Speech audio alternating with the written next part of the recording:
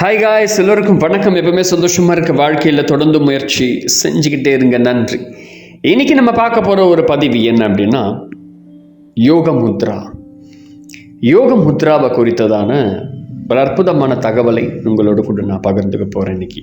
சரி, இன்னைக்கு நம்ம பார்க்க போகிற ஒரு முத்திரை என்னன்னா, அடிக்கடி நமக்கே தெரியாமல் நாம் செய்யக்கூடிய ஒரு முத்திரை. அதை தான் இன்னைக்கு நம்ம பார்க்க போகிறோம். இதுக்கு பேர் என்னன்னா அஞ்சலி முத்ரா அப்படின்னு சொல்லுவாங்க. இன்னொரு பாஷையில் நமஸ்தே அப்படின்னு சொல்லலாம். என்னென்னா, நம்ம வீடு தேடி வராங்க அப்படின்னா நாம் அவங்களுக்கு வணக்கம் அப்படின்னு சொல்லி வரவேற்போம்.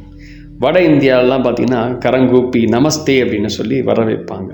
நம்ம ஊரில் சில இந்த வணக்கம் சொல்லி வரவேற்கிறது நம்முடைய பாரம்பரியத்தின் ஒரு கலாச்சாரத்தினுடைய அடையாளம். இதை ஒரு கட்டாயத்தின் ஒரு பயன்பாட்டில் இருக்கக்கூடிய ஒன்று. அதனால் இதற்கு அஞ்சலி அப்படின்னு அழகான பெயர் வச்சுருக்காங்க. ஆனால் அது இன்னொரு பெயர் நமஸ்தே முத்திரை. அதுக்கு இன்னொரு பெயரும் இருக்குது. வணங்குதல், வணங்கி வரவேற்றல் தான் இதனுடைய பொருள். இந்த முத்திரையை யாராவது தொடர்ந்து செய்து வந்தால் என்ன நடக்கும் அப்படின்னா, நிறையா மாற்றங்கள் உடலில் ஏற்படுறதுக்கான வாய்ப்புகள் இருக்குது. இந்த முத்திரையை நம்ம எதுக்காக செய்யணும்னா, ஒரு அற்புதமான அனுபவம் நமக்கு ஏற்படும் இந்த முத்திரையை செய்கிறதுனால. இந்த முத்திரையை எப்படி நம்ம செய்வோம் அப்படின்னா, பெரியோர்கள் யாராவது உங்கள் வீட்டுக்கு வராங்க அப்படின்னா அவங்களுக்கு மரியாதை செய்ய வேண்டிய ஒரு கடமை இருக்கும்போது நாம் இதை செய்வோம். அதுக்கு பிறகு கைகளை முகத்துக்கு நேராக வச்சு நம்ம வணங்கும் போது நமக்கு கல்வி கண்களை திறக்கக்கூடிய குருமார்கள், ஆசிரியர்களுக்கு செய்ய வேண்டிய ஒரு மரியாதை அப்படின்னு இருக்கும். ஒரு குருவை பார்க்கும்போது இந்த அஞ்சலி முத்திரையை வைத்துத்தான் அவர்களுக்கு நாம் நமஸ்காரமே செய்யணும். அதான் அழகான ஒரு முறை கூட. அப்போ மரியாதை இந்த செய்யக்கூடிய ஒரு முத்திரையாக இருக்குது. அது மட்டும் இல்லை, இந்த முத்திரை ஒரு பக்திக்கு அடையாளமாக இருக்குது. கோவிலில் கட்டிய மன்னர்கள், அந்த மந்திரிகள், பிரதான முதலாக இருக்கக்கூடிய சிலைகள் எல்லாம் இங்கே பார்த்தீங்கன்னா அந்த அஞ்சலி முத்திரையில் தான் நிறைய சிலைகள்லாம் இருக்கும் கூட. நூற்றாண்டுகளாக இருக்கக்கூடிய ஒரு முறை. சரி, இந்த அஞ்சலி முத்திரை எப்படி செய்யணும் அப்படின்னு தெரிஞ்சுக்கணும். முதல் இது சிம்பிள். 2 கைகளையும் அப்படி வணக்கம் சொல்கிற மாதிரி 2 கைகளையும் ஒன்றா இணைக்கணும். அதாவது சுண்டு விரல்லேருந்து கட்டை விரல்லேருந்து எல்லா விரலும் ஒன்றா இணைச்சி நம்முடைய 2 விரலை இணைச்ச உடனே, கைகளையும் விரல்களை இணைச்ச உடனே நம்முடைய மார்பு குழிப்பகுதி அந்த பகுதியில் இணைக்கணும். சரியாக இணைக்கணும். அந்த குழிப்பகுதி இருக்கணும். மார்பை தொட்டு இணைச்சி வைக்கணும். அப்போ தான் இந்த முத்திரை முழுமை பெறுகிறது. நார்மலாக இப்போ வணக்கம் சொல்கிறதுனா மாறி இப்போ அப்படியே வணக்கம், இப்போ 2 கையெல்லாம் கிடையாது, ஒரே கை வணக்கம் அப்படின்னு ஆயிடுச்சு.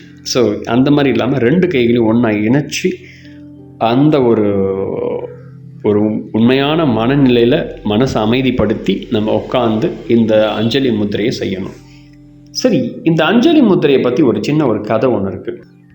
சீன தேசத்தில் ஜீகான் அப்படின்னு சொல்லக்கூடிய ஒரு நபர்.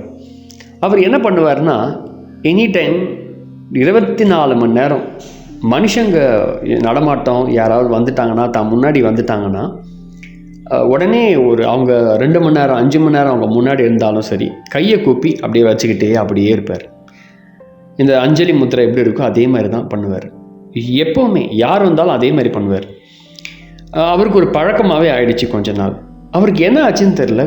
நாள் போக போக அவர்கிட்டருந்து ஏதோ ஒரு உணர்வு வெளிப்படுறத மக்கள் உணர ஆரம்பிக்கிறாங்க. அப்புறம் அவர் என்ன பண்ணுவார்னா, இப்போ நம்ம நிறைய தியானங்கள்லாம் நமக்கு எல்லாருக்கும் தெரியும். ஆனால் அவர் என்ன செய்வார்னா, தொடர்ந்து இந்த முத்திரையிலேயே அப்படியே அமர்ந்துக்கிட்டே இருப்பார். அவரை போய் கேட்டாங்க, நீங்கள் இதிலே உட்காந்துட்டு இருக்கீங்க அப்படின்னு கேட்கும்போது அவர் சொன்னார், நான் இறைவன் முன்பு அமர்ந்து இருக்கிறேன், அவனுக்கு நான் மரியாதை கொடுத்துட்ருக்கிறேன், என் முன்னாடி தான் அவன் இருக்கிறான் அப்படின்னு அவர் சொல்கிறார். அப்போ அவர் அவருடைய வார்த்தையிலேருந்து மனதிலேருந்து அவர் வார்த்தை பேசும்போது அப்படியே ஒரு விதமான மக்கள்லாம் ஈர்க்கப்பட ஆரம்பித்தாங்க. அப்போ அவர் என்ன சொன்னார், இப்போ நான் இந்த கை வைக்கிறது உங்களுக்காக இல்லை, என் முன்பு இருக்கும் அவருக்காக அப்படின்னு. அவர் என் முன்பு எப்போவுமே என்னை விட்டு நகராமல் என் முன்பே இருந்துக்கிட்டே இருக்கிறது. அதனால் நான் என்னுடைய இறைவனுக்காக பக்தியோடு நான் இப்படி செஞ்சுக்கிட்டே இருக்கிறேன் அப்படின்னு சொல்கிறார். ஆனால் அவர்கிட்ட வெளிப்படக்கூடிய வெளிப்பாடு எக்ஸ்ட்ராடினரியாக இருந்தது. ஸ்பிரிச்சுவலில் ஒருத்தன் வளர்றான் அப்படின்னா இந்த பணிவும் இந்த மனநிலையும் நமக்கு தேவை. முதல் அந்த ஆன்மீக தன்மையை உணரணும் அப்படின்னா இந்த முத்திரை ஒரு ஆன்மீக முத்திரையாக இருக்கக்கூட. நான் படித்த ஒரு தகவல், அதை நான் உங்களோட கூட பகிர்ந்துக்கிறேன். சரி, இந்த முத்திரையை நம்ம செய்கிறதுனால என்ன மாற்றம் நமக்குள்ளே ஏற்படுது? முதல்ல இந்த முத்திரையை நாம் எவ்வளோ நேரம் செய்யணும் அப்படின்னா, நம்ம தியானம் செய்ய 1 மணி நேரம் தியானம் பண்ணுறோம் அப்படின்னா அதில் ஒரு 15 நிமிஷம் இந்த முத்திரையில் இருக்க பழகுனீங்கனாலே எக்ஸ்ட்ராடனரியான அனுபவங்கள் ஏற்படும். மன அமைதி, நிறைய பேர் எங்கெங்கேயோ அமைதிக்காக எங்கெங்கேயோ தேடுறோம். இந்த முத்திரையை செய்தால் மன அமைதி தானாகவே ஏற்படும். நிறைய பேருக்கு இந்த ஸ்ட்ரெஸ் என்ற வேர்டை ரொம்ப ஃபெமிலியராக மாறி போச்சு. மன அழுத்தம்.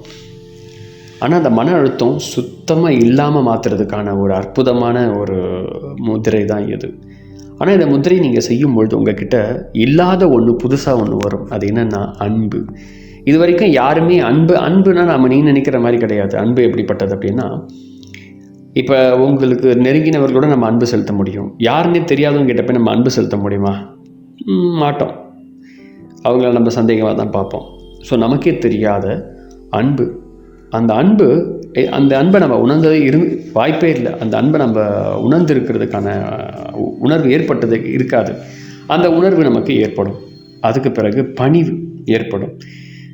இந்த முத்திரை என்ன நடக்கும்னா, இதை நம்ம செய்யும்பொழுது ஒரு 20 நிமிஷம் 15 நிமிஷம் தொடர்ந்து செய்தோம்னா இடது பக்க மூளையும் வலது பக்க மூளையும் ரெண்டுமே சமநிலையில் செயல்பட ஆரம்பிக்கும். அதுக்கு பிறகு இந்த முத்திரை நம்ம செய்யும்போது தலைவலி குறையும். அடிக்கடி செய்யும்பொழுது தலைவலி வரவே வராது. அடிக்கடி புத்துணர்ச்சி நமக்கு இருந்துக்கிட்டே இருக்கும். 2 கைகளையும் கோர்த்து அப்படியே நம்ம தொடும்போது அங்கே அக்குப்ரெஷர்ஸ் அந்த இடத்துல செயல்படுத்துறதுனால உடம்புக்கு சக்தியை ஏற்படுத்துது.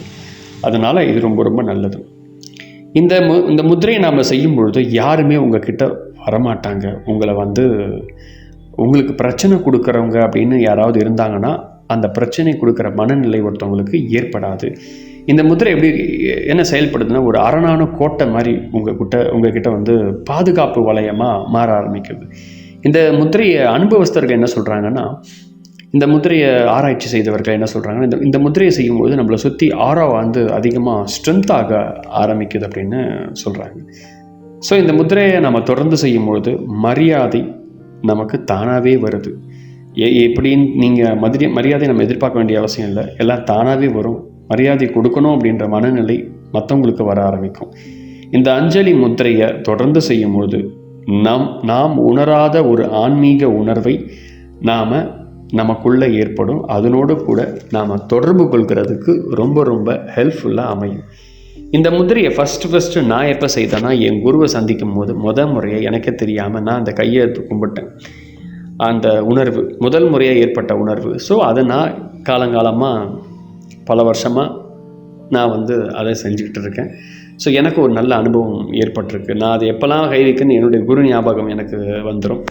ஸோ ஒவ்வொருத்தருக்கும் ஒரு மாதிரி ஏற்படும். இதை நீங்கள் தொடர்ந்து செய்யுங்க. இப்போ சொன்ன பெனிஃபிட்ஸ்லாம் இதில் இருக்குது. முதல் விஷயம் அன்பு.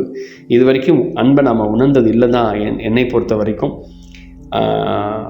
யாருன்னு தெரியாதவங்கள நம்ம நேசிக்கிறோமா கேட்டிங்கன்னா இருக்காது, ரொம்ப ரேர்.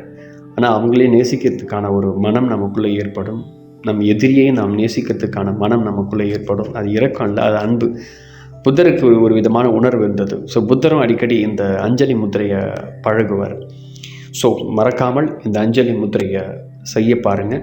யாரெல்லாம் ஸ்பிரிச்சுவல் லைஃப்பில் வளரணும்னு நினைக்கிறீங்களோ, ஆன்மீகத்துக்குள்ளே வளரணும்னு நினைக்கிறீங்களோ, ஒரு 15 நிமிஷம் அல்லது 20 நிமிஷம் உங்களுக்கு டைம் இருந்ததுன்னா ½ கூட தியானம் செய்யறதுக்கு முன்பு இந்த அஞ்சலி முத்திரையை செய்து முடிச்சுட்டு அதுக்கப்புறம் செய்யுங்க. அற்புதமான அனுபவம் உங்களுக்கு வரும். ஒரு ஆத்மீக உணர்வை உணர்வீர்கள். நன்றி.